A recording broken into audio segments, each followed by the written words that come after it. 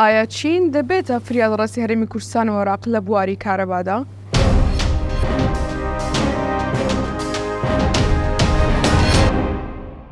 هەرکە هاوین دێت گەرمای تاقەت فڕۆکێنی عێراق و هەرێمی کوردستان ئارامی لە خەڵک هەڵدەگرێت. ساڵ لە دوای ساڵیش بەهۆی گۆڕانی کەشوهەواوە لەکانی گەرما تا دێت بەرز دەبنەوە، وەکەوەی خەڵکی عێراق و کوردستان بەس لەمەی کەم بێت.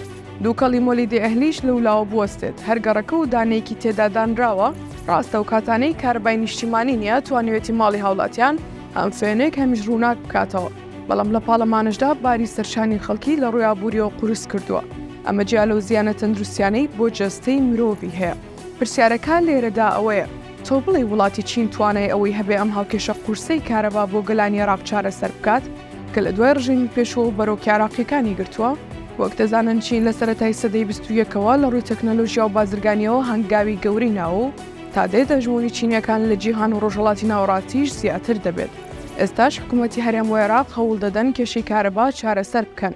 ڕەنگە تەکنەلۆژیا هەرزانەکەی چین یارمەتی دەرێکی باش بێت بۆ ئەم کێشەیە و دامینکردنی کارەبا لە ڕێی وزەی خاوێنەوە چارەسەر بکات.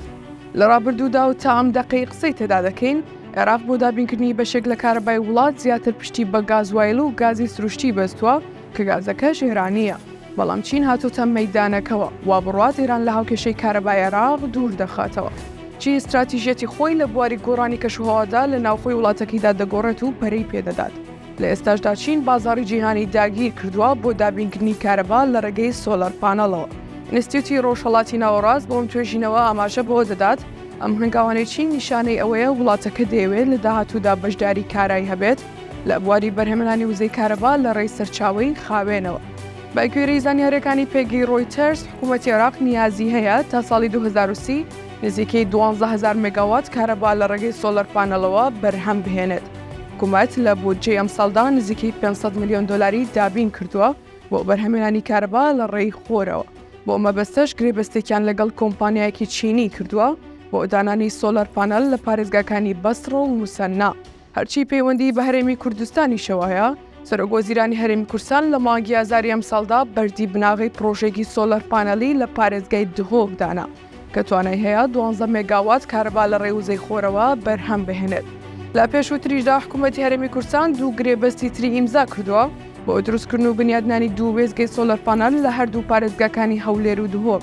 لە لایەکی تریشەوە لە ماوەی ڕابردوودا کۆنسۆڵی گشتی چین چاوی بە وەزیری کارەبای حکوومەتی هەرێمی کوردستان کەمال محەممەد کەوت. کۆنسۆڵی گشتی چین دوای کۆبوونەوەکە گوتی کۆمپانیەکانی چین ئامادەن بۆ ئەوەی سەرمایه‌گوزاری لە بواری سۆلەر پانەلدا بکەن لە هەرێمی کوردستان. ئاشنایەتی هەرێمی کوردستان و بەرهەمهێنانی کارەبا لە ڕێگەی وزەی خۆرەوە دەگەڕێتەوە بۆ ساڵی 2016 کاتێک چین وەک کارکتەرێکی کارا لە بواری سۆلەر پانەلەوە ئەسپی خۆی لە بازاڕەکانی جیهاندا تاودا. سیاسەتەکانی چین و زۆربوونی خواستی ناوخۆ بۆ بەرهەمهێنانی کارەبا لە ڕێی سەرچاوەی خاوێنەوە هەم لە ڕێگەی پشتیوانی مادی هەم لە ڕێگەی پشتگیریکردنی بیرۆکی داهێنەرانە لە بواری وزەی خاوێندا یارمەتی دەرێکی باش بووە بۆ پەرەبێدانی سۆلەر پانەل. دەچوی تەکنۆلۆژیای چینی لە بواری سۆلەر پانەل بە ڕێژەی 180 هەرزانترە لە چاو وڵاتانی تر. ئەم هەرزانیە لە نرخ وای کردووە چین بکاتە یەکەمی بێڕکابەر لەم بوارەدا. خواستی عێراق و هەرێمی کوردستان بۆ چارەسەرکردنی کێشەی کارەبا و زۆربوونی داواکاری لەسەری وای کردووە سۆلەر پانەل وەک جێگرەوەیکی گونجە و تەماشا بکرێت بۆ کۆتایی حەکایەتی مێشی کارەبا لە وڵاتدا. چەند هۆکارێک وایان کردووە چین هی وایەک بێت بۆ هەرێمی کوردستان و عێراق. لەوانە کەلوپەل و ئامێرەکانی سۆلەر پانەل نرخێکی گونجاویان هەیە لە هەمان کاتدا بەهۆی هەبوونی پەیوەندی بازرگانی نێوان چین و هەرێمی کوردستان گواستنەوەی شتومەکی ئاسانتر کردووە لە چینەوە بۆ عێراق و هەرێمی کوردستان. و لەم چەند ساڵی دواییدا چەندین کۆمپانیای تایبەتمەند لە بوارەکەدا دروست بوون و مۆڵەتیان وەرگرتووە لە بواری دابینکردن و دانانی سۆلەر پانەل. سەرباری هەموو ئاسانکاریانە بەڵام عێراق و هەرێمی کوردستان پێویستیان بە کۆمپانیای زەبەلاح هەیە بۆ سەرمایه‌گوزاریکردن لەو بوارەدا. چەندین کێشەی تر هەن لەوانە بربەستی یاسایی کولتوری ڕۆتینات. ئەم بربەستانە هەریەکە و بە جۆرێک ئاستەنگیان دروست کردووە بۆ پەرەپێدانی سێکتەری کارەبا. بۆ نمونە نەبوونی یاسایەک لە نێوان حکوومەت و کەرتی تایبەت کە کێشەی بۆ کۆمپانیا تایبەتەکان دروست کردووە بۆ سەرمایه‌گوزاریکردن. یەکێکی تر لە بربەستەکانەوەی هاوڵاتی بەهۆی خراپی بارودۆخی ئابووری خۆیەوە ئامادە نییە پارێکی زۆر بە کارەبا بدات.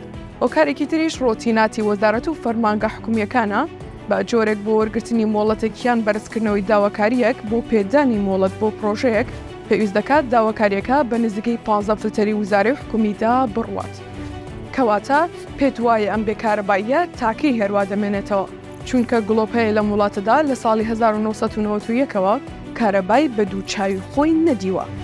مادام گڵۆپ و زۆربەی هەرە زۆری ئەمرە کارەبایەکانی ماڵەکانمان هەمویان مەید ئین چاینا نووسراوە، کەواتە باچینەوازیێتەش بۆ گەلانی عێراق بکێشێت و کارەباشیان بۆ تابین بکات.